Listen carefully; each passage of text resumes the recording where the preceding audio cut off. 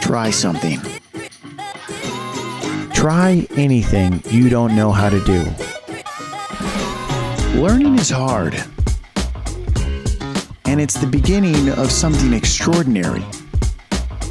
We were born to learn. Everyone starts as a beginner, and failing can be just another word for learning. We will fail, and we will do it spectacularly. Because when you throw, what's the next ball you throw? Oh God! It's happening! It's happening! That's the beauty of learning. Sometimes being wrong can be the fastest way to becoming right. My good friend Dr. Michael Miller and I spend a lot of time exploring ideas about teaching and learning.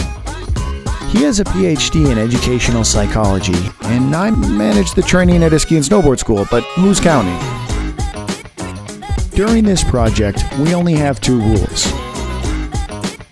Say something worth listening to, and have fun doing it.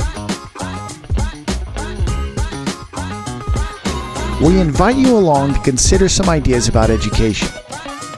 It's a fascinating subject, and there is always more to learn.